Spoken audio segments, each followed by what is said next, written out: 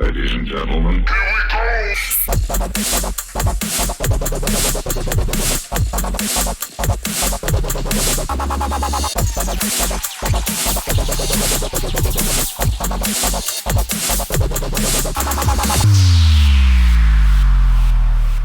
And welcome back again, Supercoaches. Glad to have you join me on my channel, Supercoach, presented by Skillless Entertainment.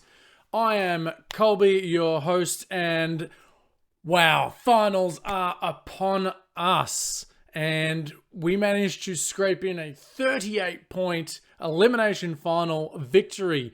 And I can only hope that's because you all subscribed, you all liked, and we are going to check out our team. We're going to see who scored well. We're going to see who bombed for the round. Then we're going to make our changes. Now, there's no finals games this round. We're simply going for the top score. Only the top 18 scorers get through this round. So we'll try our best to get our number one score and hopefully snag that $1,000. So comment down below if you think we're in with a shot. And like the video, that would be absolutely awesome. And as per usual, we are going to finish this video off with a look at the lighter side of sport. So let's kick on through and let's check out this team. Okie dokie, let's have a look here. Let's address the elephant in the room straight off the bat. We put the vice captain on Dustin Martin, and he only managed at 97. So we bombed on that one, only to then have Mitch Duncan go. Do not even know what he did in that game, but only scored 80 points. So our captain, a score of 160. Wow, we suffered big time on that one. Jake Lloyd was the standout player for the round at 141. It was a contemplation to have him as vice captain, but we chose not to take it. Doherty chipped in really well. Boak was all right. Shuey was all right. Our rucks were subpar. Our forward line was a little bit subpar considering some of their projected scores were meant to be quite high. We had our emergencies chip in a couple of scores, and at the end of the day, we got the win. So we're through to the preliminary finals next week. So we've got 6 players having the bye this week that we have to adjust for, because we still need 18 scoring players, and hopefully 18 scoring players that are going to perform. So our first move, I suppose, is going to have to make some trades. And Will Day is obviously, he's been omitted or managed, I believe. And we've already lost Stewart, and Brander has also been omitted. So straight away, we're 3 down in the back line. We're losing 2 good midfielders, 1 ruck, and 2 forward line players. So let's make these adjustments, and we're going to have to use up all 3 trades. Now, the only thing that we probably don't want to do with our trades is probably bring in any Collingwood or Richmond players, because they're only going to have the bye next week when it's crunch time in the preliminary finals. So probably the only thing that we're going to avoid here is bringing in any Collingwood or Richmond players. Now, we're going to sub Goldstein to the bench. And we are going to run with 2 younger ruckmans just to save a little bit of sideways trading for now. They'll score and it'll contribute well enough, hopefully. Now, a couple of targets that I have in mind is bringing Whitfield into the forward line. We might trade him out for Dan Butler. I think he's ready to go. Andrew Gaff into the midfield was also another potential target. So we will see what we can manufacture and who we can squeeze in where, because we still want to have a really good full team when we get back to the scoring 22. Okay, pushing on down to the forward line. We will sub Bailey Smith. We'll bring in Mosquito. That'll give us an extra score. And the following week, we can bring Bailey Smith back in. We are going to trade Dan Butler.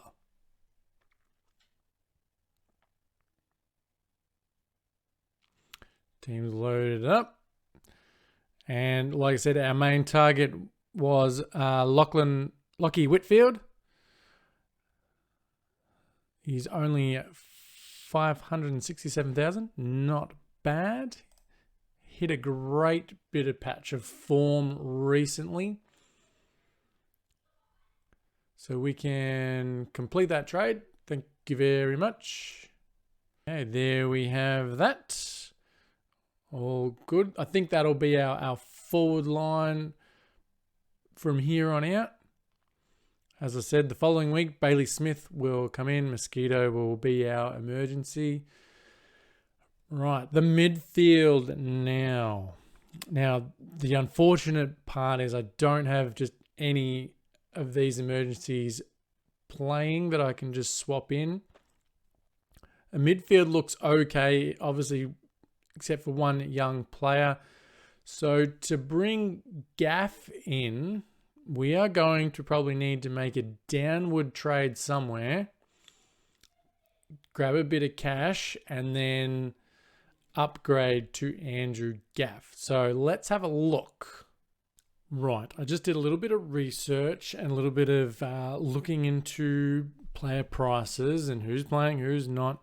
And we're probably not going to be able to squeeze in any big names into the midfield just yet. So we might change our approach. Since there's no finals games in SuperCoach this round, we might really build up to a big cash haul and then absolutely load up next week and bring in probably 2 A-grade players to really secure that win. To help do that, we are going to trade out young Will Day. Good chance he'll be back, but he's made a buck ton of cash, so we can just downgrade him for someone super cheap. So we'll sort these out into the lowest prices and we'll just pick a cheapie and we'll just throw this Barry O'Connor from Sydney in there. Now, to choose our captain and vice captain. I'm not going to go with Lockie Neal because Brisbane played Collingwood, and I would think that Collingwood would probably send Maynard possibly to him to tag him and shut him down. And last time Neal had a tag, he did terrible. So that being said, I think that we're going to roll with Jake Lloyd on the vice captaincy. They play Melbourne. So it could be an interesting game. Hopefully he can produce what he did last round. And then I'm going to give Whitfield the captaincy. They play against Carlton. Carlton don't really have much of a tagger, I don't think. So hopefully he can live up to his projected score of 154. That would be awesome. So we've got our team projected score sitting at 1,893. Fingers crossed we can top that. And players play, make money, and once again, we'll set ourselves up for next week. All right, there we go. Our team is set, ready to go for round 15. Now, as promised at the start of the video, it is time to take a look at the light side of sport.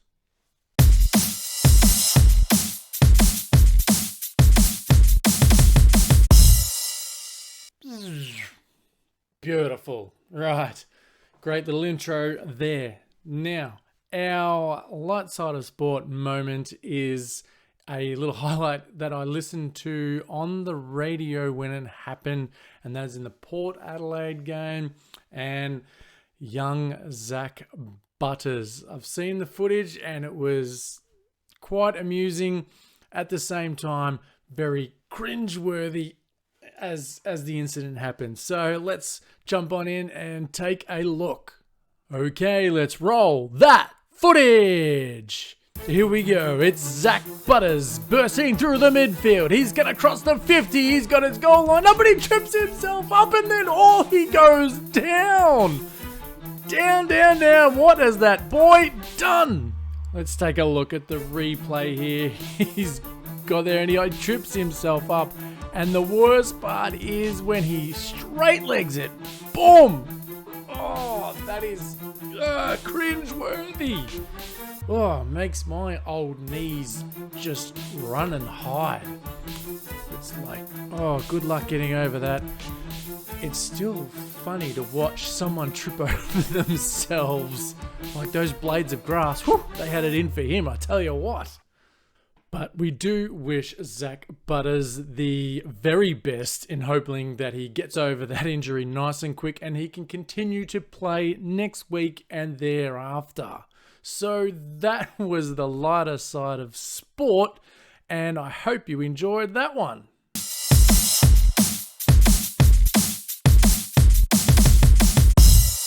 Okay, that wraps it up for round 15. I wish you the very best of luck with your SuperCoach team, and for extra luck for you, make sure you subscribe, hit that like, and plenty of luck will come your way for round 15.